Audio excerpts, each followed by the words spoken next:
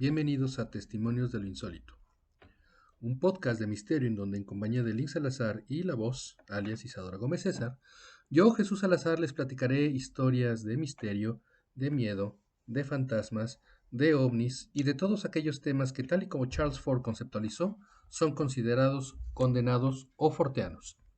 Condenados porque por su extrema extrañeza se prefiere ignorar antes de tratar de entender su naturaleza para encontrar una explicación racional.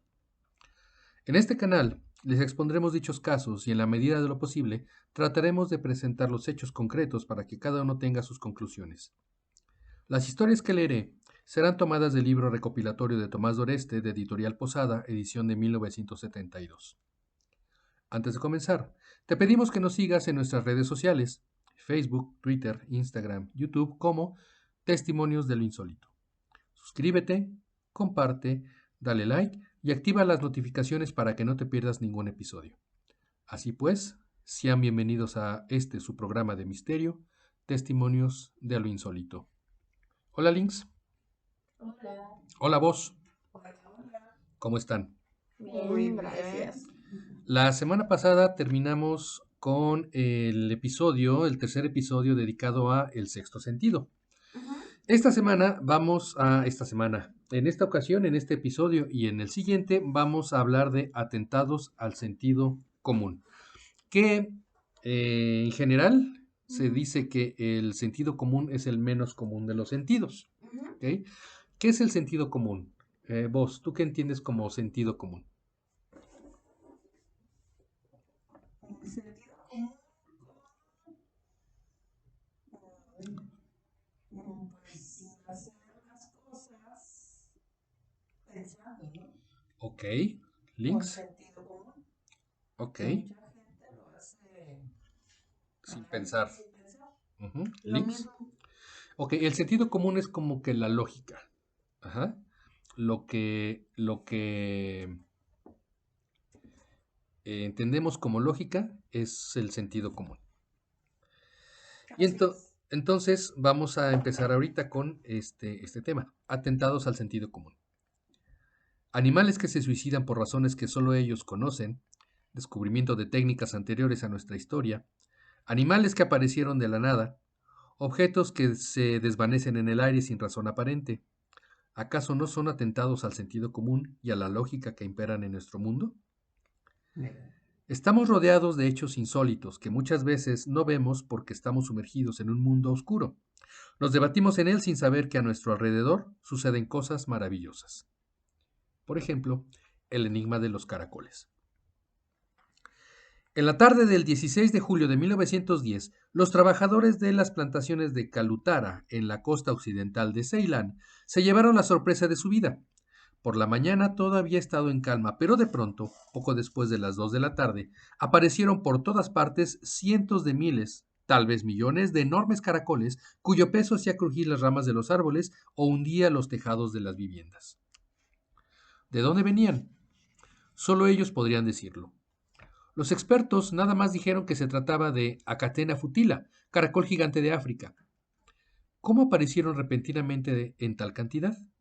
Nadie lo pudo explicar, a no ser algunos sabios que formularon una curiosa tesis. Tal vez llegó a la isla de Ceilán, procedente de África, una pareja de esos gasterópodos. Parecían olvidar que el caracol es bisexuado. Y como el país y el clima les agradó, se multiplicaron a toda velocidad. Así de fácil. Cualquier persona sensata se hubiera preguntado si vinieron a pie o nadando, o también dónde pudieron esconderse todo ese tiempo en una isla tan pequeña hasta que un día aparecieron todos al mismo tiempo. Suele suceder en verano. Tampoco hay explicación para lo sucedido el 3 de septiembre de 1967 en las calles de Greenwich, Inglaterra, que de pronto se llenaron de lombrices. Tuvieron que acudir los bomberos para eliminarlas con mangueras que soltaban agua a presión. Resulta curioso observar que estas invasiones suelen producirse en los meses de verano. ¿Coinciden con alguna posición especial de nuestro planeta en su curso en torno al Sol? ¿Con las famosas conjunciones de dos o más planetas? Nosotros no podemos contestar. Solo nos consta que en la ciudad de Tampico las calles se ven invadidas por enormes escarabajos durante unos cuantos días de la estación calurosa. Nadie sabe de dónde vinieron ni por qué desaparecen repentina y misteriosamente. Guau. La bestia de Devonshire. En la noche del 7 al 8 de febrero de 1855, un ser misterioso salió del mar y se paseó por los campos y los pueblos de Devonshire, cerca de Exmouth, en Inglaterra. Nadie lo vio, pero como había nevado la víspera, dejó huellas sobre más de 150 kilómetros. 150 kilómetros que fueron cubiertos en una sola noche, cabe aclarar. Las huellas... Ajá, 150 kilómetros en una sola noche. Las huellas eran diminutas, en forma de herradura, de 12 centímetros de largo y 8 de ancho. ¿Las huellas de un burro? Imposible. Jamás se ha visto un burro caminar en línea recta colocando los cascos a una distancia de 28 centímetros exactos unos de otros. Y aunque se tratara de un burro sabio, jamás hubiera podido trazar una línea tan recta como la que trazó el extraño visitante, pasando por encima de los obstáculos con toda facilidad. Nadie, por bromista que fuera, habría podido cubrir tan larga distancia en una sola noche, comprendida la travesía de una porción de mar. Además, en un caso semejante, hubiera dejado otras huellas. Sabios de la época hablaron de lobos, de canguros, de pájaros y de muchas otras cosas más, pero no se pusieron de acuerdo en nada. Según es en ellos norma en la mayoría de los casos. La gente del país atrancó las puertas, los hombres vigilaban escopeta en mano, y en las iglesias las viejas rezaron más de lo usual y dijeron que solo podía tratarse de el diablo en persona. Pero también estuvo en Holanda. Otro extraño visitante, descendiente tal vez de aquel que visitó Devonshire en febrero de 1855, salió del mar cerca de Scheveningen, en Holanda, en la noche del 9 de enero de 1913. Había nevado en abundancia y a lo largo de 200 kilómetros dejó unas huellas asombrosas. Algunos entusiastas voluntarios la siguieron desde la orilla del mar y vieron que terminaban también al borde del agua en una línea recta que superaba los obstáculos, incluso muros verticales, en lugar de darle la vuelta. En un lugar lleno de matorrales, el misterioso visitante pasó a través de los mismos sin que se cayera la nieve. Qué raro. Y en el estuario del Támesis. En noviembre de 1953, unos pescadores de las islas Canvey, situadas en el estuario del río Támesis, hallaron un animal desconocido muerto en el fango. Lo sacaron del agua, lo cubrieron con algas y fueron en busca de la policía, que a su vez pidió ayuda a los sabios de Londres. Estos examinaron atentamente al animal, lo midieron, lo fotografiaron y admitieron que no se parecía a ningún otro ejemplar ya catalogado por la ciencia. Era una criatura marina, pero con pies y piernas que le permitían caminar fuera del agua. Erguida, medía unos 80 centímetros. Su piel era color café tirando a rojo y la cabeza blanda con ojos protuberantes.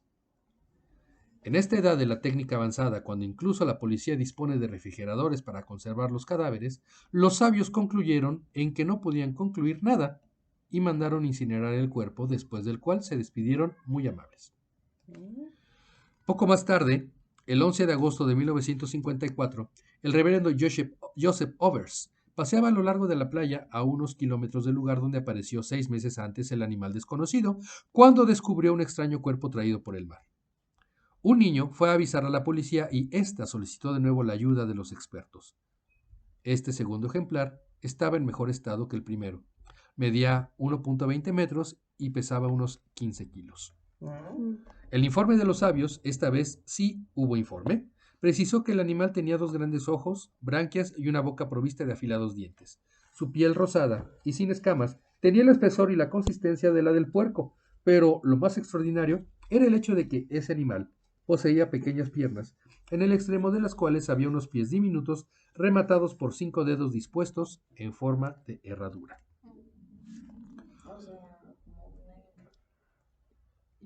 una herradura así normal. Sí, en forma de herradura. Uh-huh. Este hecho nos recuerda uno de una, no recuerdo exactamente en dónde fue, pero también encontraron fuera del agua, ya muerto, un animal muy raro, con 4 patas, y en lugar de hocico tenía una especie de pico. Muchas personas conjeturaron con que esto era un armadillo o algún tipo de mamífero, ya en muy avanzado estado de descomposición, pero en realidad no han podido o no pudieron en su momento identificar a este animal. Les voy a conseguir el dato porque ahorita en este momento solo lo recordé de pasadita, pero no lo tengo Lo muy dijeron en las presente. noticias, ¿no? Ha sido De muy hecho, comentado, fue muy comentado. sí, sí lo recuerdo. La revista inglesa Fate, perdón, este es el fósil vivo de Colmont. La revista inglesa Fate, de mayo de 1964, señalaba un hecho curioso publicado hace un siglo por The Illustrated London News, del 9 de febrero de 1856. Este era el texto. Y cito: al excavar con la roca un túnel para el ferrocarril que va de Saint-Dizier a Nancy, en Francia, se halló un murciélago gigante de 3.22 metros de envergadura. El color era totalmente negro y al ser descubierto lanzó varios gritos agudos y murió. Un sabio de la localidad identificó a ese ejemplar como un pterodáctilo prehistórico. Las rocas donde fue descubierto databan de 1 millón de años y lo más asombroso vino después. En la pared se encontró un hueco que correspondía exactamente con el cuerpo del animal. ¿Fue una historia inventada por el famoso periódico inglés o se trataba de un extraordinario fenómeno de animación suspendida? Difícil de explicar. Sí, no. Y sin embargo, se han tomado fotografías ha habido fotografías de algunos seres críptidos, de algunos animales de dimensiones enormes que han sido hallados en diferentes lugares, especialmente en minas, como águilas, por ejemplo, eh, pterodáctilos o algunos monos de tamaño bastante, bastante importante. Modo ridículo de hacer justicia. Hasta no hace mucho tiempo, era cosa normal que se citara a los animales ante la justicia e incluso que fueran excomulgados para responder de ciertos abominables delitos. Fue así como en 1120 el obispo de Foix, ciudad del sur de Francia, condenó a las orugas que devastaban los viñedos de Francia. Y en 1386, el juez de Falais mandó detener a un puerco que mató a un niño de meses. El animal fue mutilado antes de recibir muerte por manos del verdugo. En 1488, el vicario de Autun, seguimos en Francia, recomendó a los párrocos de su diócesis que ordenaran a los cuervos abandonar los sembradíos. En 1585, el vicario de Valence citó a las orugas para comparecer ante él. Les asignó un abogado que las defendiera, pero al final el fallo resultó inapelable. Las conminó a abandonar el lugar cuanto antes. En 1770, los habitantes de Grignon se dirigieron a su obispo para que lanzara un anatema en contra de las ratas que asolaban sus campos y destruían sus cosechas. Pero también en el continente americano hubo casos semejantes donde por medio de la religión se pretendió dar un fuerte impulso a la agricultura y liberarla de sus enemigos. En Brasil llegaron en cierta ocasión a excomulgar a las hormigas, y en Canadá hubo una acción del clero contra las palomas que lastimaban la economía usando de malas artes. Y sin embargo, deberíamos aprender de los animales. Durante la última guerra, los constructores navales norteamericanos, quejosos de que sus torpedos no corrían como era de esperar, decidieron interrogar a los expertos en zoología. ¿Por qué es tan rápido el delfín que puede dar la vuelta a un submarino como si fuera cosa de juego? Los zoólogos explicaron que la piel del delfín tiene dos envolturas, una superficial, delgada y elástica, que reposa sobre otra formada por un tejido esponjoso. Cuando el delfín acelera, se forma una turbulencia en el agua. La primera envoltura se apoya entonces en la segunda, que se aplasta a modo de amortiguador. El torbellino se desvanece y el agua se desliza paralelamente al animal en lugar de frenarlo. Y gracias a la zoología, los constructores dieron con un sistema efectivo para que los torpedos corrieran mucho más a prisa. ¿Algo que comentar? Qué padre, los delfines y en general los animales. Ujú. Otros para comer. Otros para comerlos, es correcto. Como los cocodrilos. Pero los delfines, pues por eso los conocemos, ¿no? Uno Algunas se los veces, come o se daña. algunas veces las gallinas, También. Ujú. por el tema Las de- belugas. Ajá. Pero pues cosas de La país. naturaleza. Ok. ¿Han escuchado hablar del movimiento continuo? No. ¿No? El movimiento continuo postula que una máquina puede ser capaz de moverse con solamente un impulso de manera infinita. Y esto nos traería, es decir, el avance de este principio nos traería ante motores que no necesitaran combustible para funcionar. Ujú. Ajá. El movimiento continuo es una idea que viene desde los tiempos de Leonardo Ajá. De los terrenos. y el movimiento continuo es... se han creado algunas máquinas que se supone que son de movimiento continuo, pero en realidad llega un momento en que se detienen. ¿Ok? Ok. Entonces, el movimiento continuo todavía ¿Cómo lo explican? no se encuentra, más o menos. Cuando Leonardo da Vinci se propuso construir una máquina voladora, estudió primero el vuelo y la anatomía de las aves. Y 4 siglos más tarde, cuando se fabricaron los primeros aviones, también los pájaros sirvieron de modelo a los diseñadores. Un sabio llamado Kachalsky, que estudiaba los intestinos del gato, se preguntó cómo podía el felino contraer sus músculos sin fatigarlos. Halló entonces una proteína, el colágeno, culpable de esta propiedad. Kachalsky colocó colágeno en un resorte de fibra y puso este en una solución de bromuro de litio. El resorte se contrajo con fuerza. A continuación lavó la fibra con agua pura y recobró su tamaño original, y la operación pudo repetirse por tiempo indefinido. Más tarde, basándose en su descubrimiento, el científico intentó fabricar un motor prácticamente eterno, que solo consumiría agua y bromuro de litio, pero ignoramos si llevó a feliz término su operación.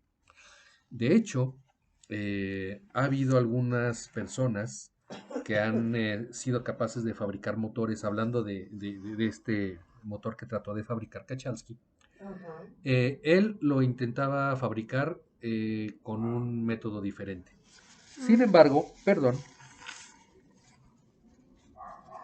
Sin embargo, ha habido dos personas, por lo menos, un español y un norteamericano, que han sido capaces de crear motores que su residuo final, es decir, después de que se realiza la quema del combustible, su residuo final es agua.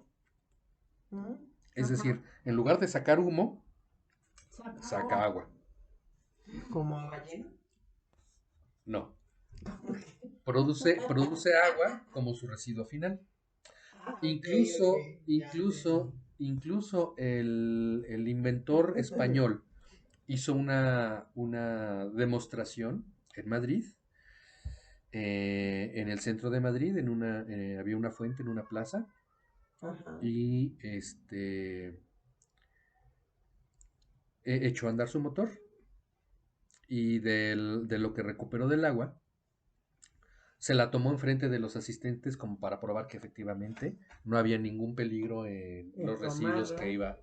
que se iban a obtener de ahí. Ah, Pero, ¿qué es lo que pasó con estos dos inventores? Murieron. De forma extraña.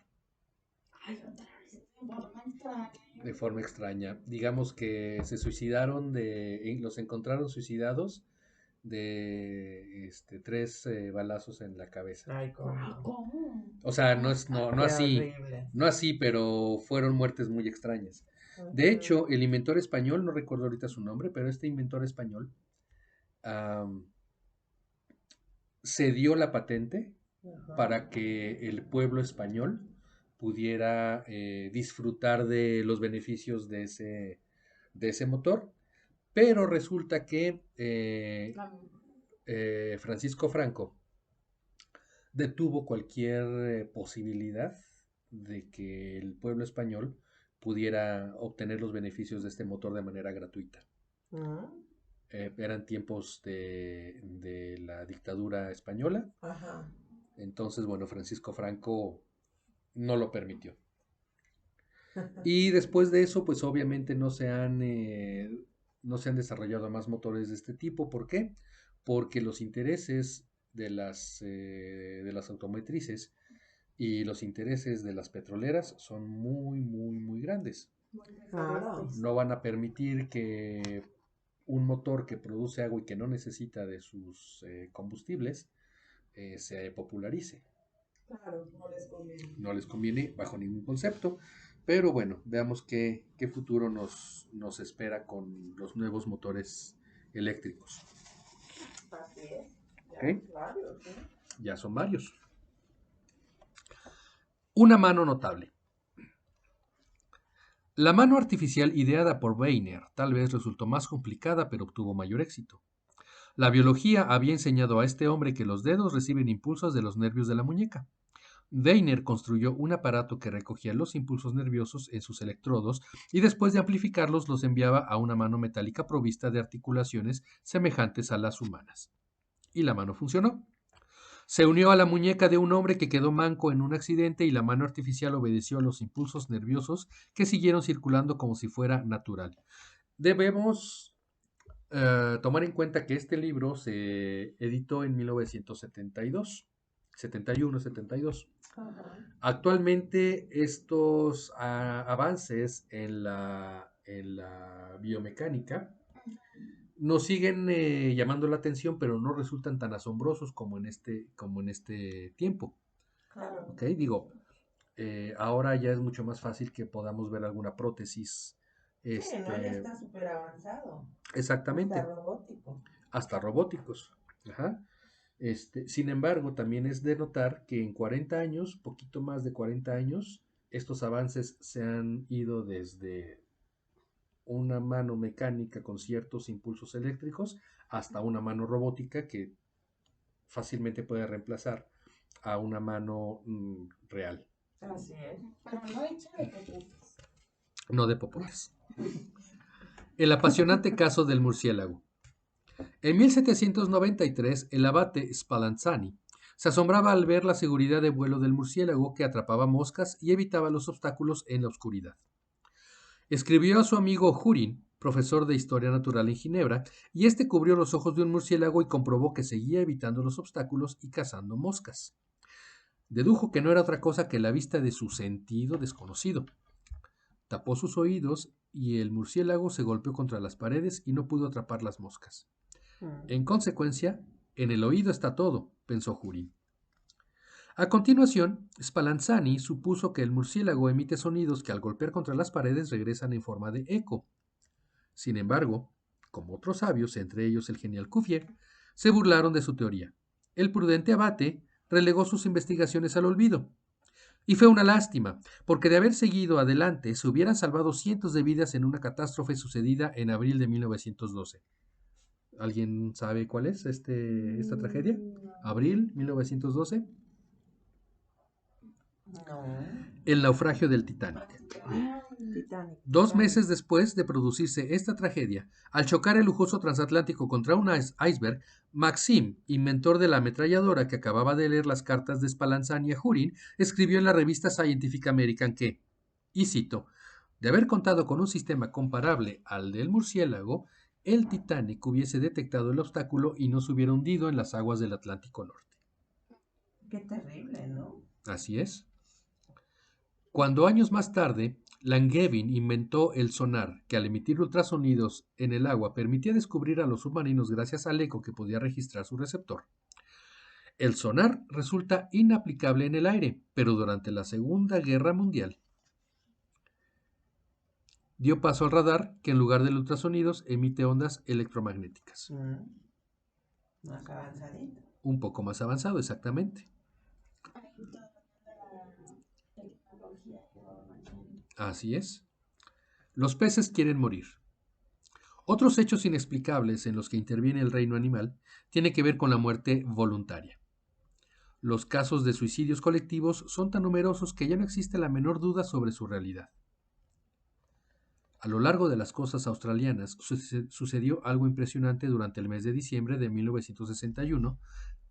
Al sur de Sydney, desde Shell Harbour hasta Twofold Bay, en una extensión de 300 kilómetros, los pescadores vieron con asombro cómo los peces sacaban la cabeza del agua y se lanzaban por millares y millares hacia la costa, intentando abandonar su elemento natural.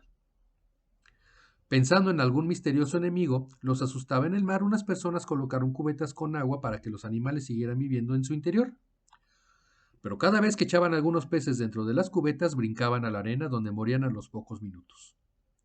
Nadie supo explicar la razón de ese suicidio colectivo y por culpa de tantas muertes hubo necesidad de quemar toneladas de peces que se estaban pudriendo a lo largo de la costa. Y las ballenas también se suicidan. Oh, El 4 de mayo de 1968, varios miles de personas fueron testigos del suicidio de casi un centenar de ballenas.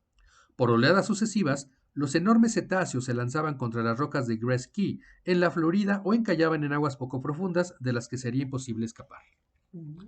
Alertados por los guardacostas, los servicios oceanográficos enviaron una docena de delfines que intentaron empujar a las ballenas hacia el mar abierto, pero todo fue inútil. En cuanto una ballena era rechazada por varios delfines, se sumergía unos metros y volvía a toda velocidad rumbo a la costa. Fue así como todas ellas, una detrás de otra, se dejaron morir. qué terrible. Así es. ¿Cuál fue la causa de...? Hace mucho, ¿verdad? También pasó algo así que ballenas quedaban ancladas. Pues de hecho resulta bastante frecuente escuchar que ballenas, tiburones, delfines,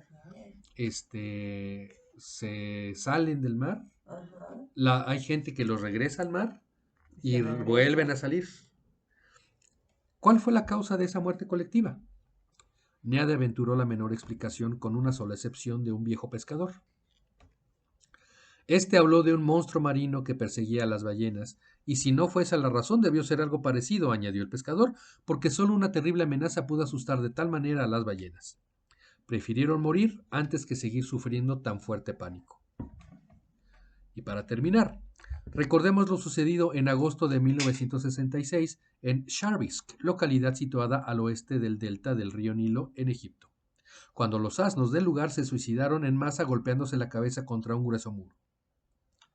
¿Vieron algo espantoso que los aterró al grado de matarse de manera tan bestial como expedita? Nunca lo sabremos. No, demasiado extraño. Demasiado extraño. Ok. ¿Qué les parecieron estos atentados al sentido común? Está feo, ¿no? Está feo, está extraño. Sí, ¿cómo mueren de esa manera? Este, exacto. Solo la naturaleza sabe. Exactamente. La naturaleza es la única que podría explicarnos por qué sucede lo que sucede y bueno, lo único que podemos hacer es tratar de investigar para llegar a alguna conclusión más o menos lógica y razonable. Así es. ¿Sí? Muy bien, pues este fue la primera parte dedicada a atentados al sentido común del libro de Testimonios de lo Insólito, recopilación de Tomás Doreste. ¿Vos algo más que quieras agregar? No, solo que hay más de estos episodios porque me gustó mucho. Ok, va a haber por lo Muy menos interesante. va a haber por lo menos otro episodio dedicado específicamente a atentados al sentido común. Muy bien. ¿Links? Sí, también a mí me gustó. ¿Sí? Muy bien, Me sacó de mis muy bien. Ahí sabe cómo la naturaleza es sabia. Así es. ¿Vos nos puedes decir, por favor, en qué redes sociales te podemos encontrar? Claro que sí, estoy en Facebook como Isa y como Shibu Brain Fashion. Muchas gracias. ¿Links? Yo estoy en Facebook como Elisa Salazar y en Instagram estoy igual como Elisa Salazar. Muy bien. Pues muchas gracias, Links, muchas gracias, vos, muchas gracias por su compañía en este episodio y nos escuchamos, Gracias a ti. muchas gracias y nos escuchamos la próxima semana en otro episodio de Testimonios de lo Insólito. Hasta Adiós. luego.